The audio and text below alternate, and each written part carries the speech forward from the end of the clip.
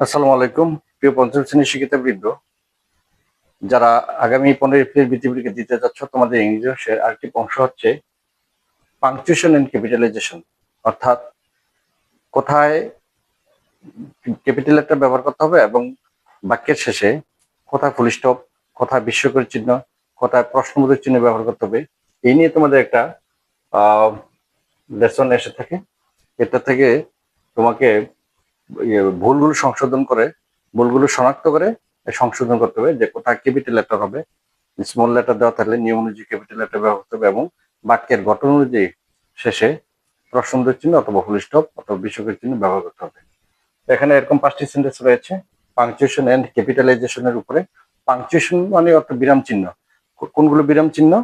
আমাদের full stop, এরপরে হলে প্রশ্নবোধক চিহ্ন, এরপর হচ্ছে বিস্ময়কর চিহ্ন, এগুলো হচ্ছে তোমার বিরাম চিহ্ন। আরো বিরাম চিহ্ন রয়েছে। এরপর ক্যাপিটালাইজেশন, ক্যাপিটাল মানে বড়, ক্যাপিটাল লেটার মানে কি বড় অক্ষর বা বড় বর্ণ, নট অক্ষর, বড় বর্ণ ব্যবহার করতে হবে কোথায়। এবং এই নিয়মটাকে বলা হয় ক্যাপিটালাইজেশন। ক্যাপিটাল লেটার একটা সেন্টেন্সের কোন শব্দে কোথায় ক্যাপিটাল লেটার হবে, বড় অক্ষর বড় বর্ণ হবে, সেটার ব্যবহারকে বলা হয় ক্যাপিটালাইজেশন। আর পাংচুয়েশন মানে বিরাম চিহ্ন ব্যবহার। তাহলে এখন আমরা দেখি প্রথম সেন্টেন্সে কি রয়েছে। এখানে রয়েছে the earthquake in Nepal was terrible.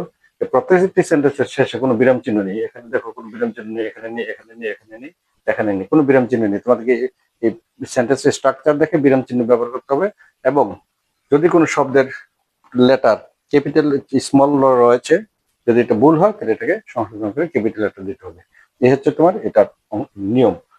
তাহলে এখানে আমাদের প্রথম সেন্টেন্সে রয়েছে the earthquake in Nepal was terrible. Earthquake অর্থ হচ্ছে ভূমিকম্প, মাটি কাঁপে। ভূমিকম্প হয় আমাদের দেশে কয়েকদিন পর ভূমিকম্প হয়। দ্য আর্থকুয়েক ইন নেপাল, নেপালে যে ভূমিকম্প হয়েছিল, নেপালের ভূমিকম্পটি ছিল, ওয়াজ তো ছিল টেরিবল। টেরিবল তো কি ভয়ানক বা ভয়ঙ্কর, ভয়ঙ্কর ছিল। নেপালের ভূমিকম্পটি কি ছিল? ভয়ানক ছিল বা ভয়ঙ্কর ছিল। তাহলে আমরা জানি নেপাল একটি দেশের নাম। এখানে ভুল, বাক্যের প্রথম লেটার ক্যাপিটাল, ঠিক আছে। নেপালের এই এনটা কি হবে? ক্যাপিটাল লেটার হবে, যেহেতু নেপালের এনটা হচ্ছে কি, নেপাল একটা দেশের নাম, এনটা স্মল লেটার রয়েছে, এটা ক্যাপিটাল লেটার দিতে হবে। আর শেষ এখানে ফুল স্টপ দিতে হবে, এখানে আর কোনো ভুল নেই। তাহলে আমার দেখানো হবে যা আছে তাই। দা আর্থকুয়েক, আর্থকুয়েক অর্থ হচ্ছে আর্থকুয়েক,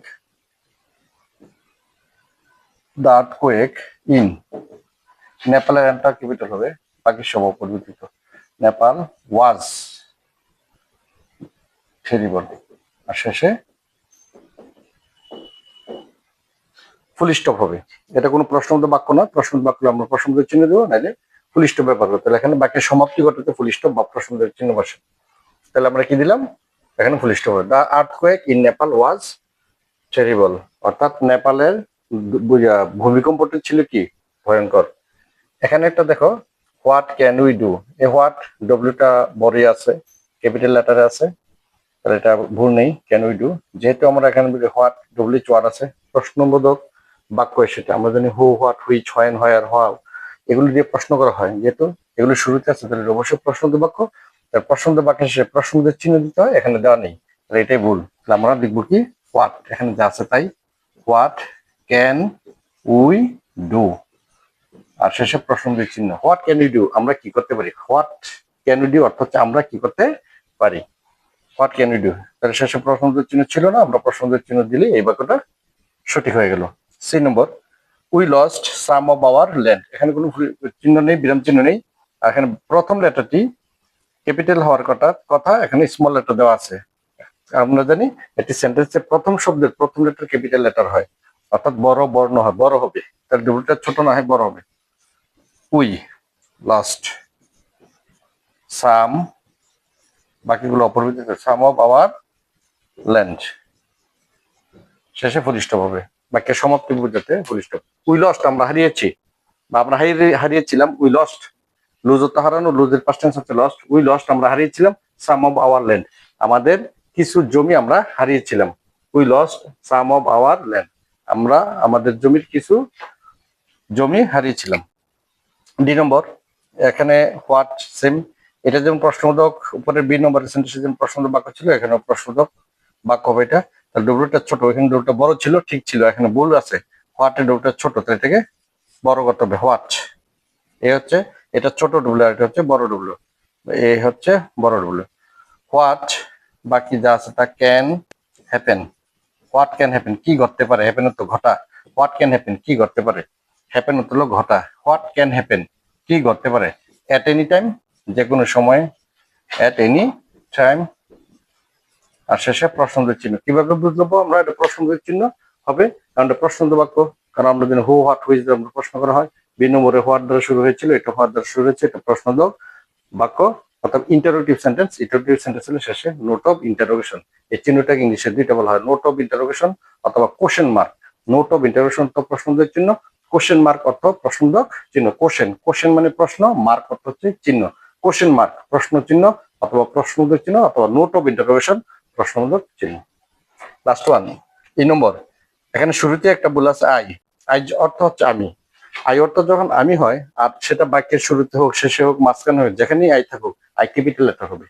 আই আমি অর্থ যখন ব্যবহার হয়, আই অর্থ তো আমি, তাই না? আই, এটা ক্যাপিটাল হবে, I am very sad about it,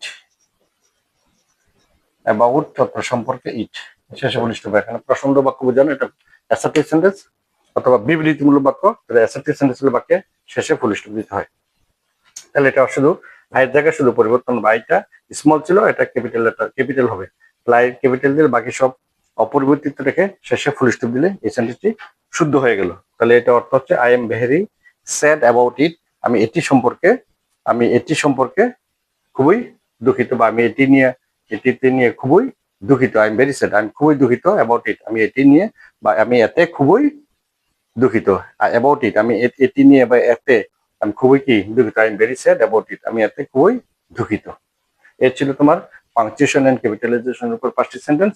এগুলো ভুল ছিল, ভুলগুলো শনাক্ত করে সংশোধন করে এভাবে লিখতে বললে ভালো একটা নম্বর পরীক্ষা পেতে পারো। তো আশা করি তোমরা বুঝতে পেরেছো। আর যদি বুঝতে না পারো তাহলে কমেন্ট সেকশনে জানিয়ে দিবে, আমরা পরবর্তীতে তোমাকে এই বই আর তোমার বুঝতে আমরা সেটা তোমাকে সহযোগিতা করবো। আর তোমাদের পরীক্ষার প্রস্তুতি ভালো হোক, ভালোভাবে পড়াশোনা করো, সে প্রত্যাশা রেখে বিদায় নিচ্ছি। আসসালামু আলাইকুম।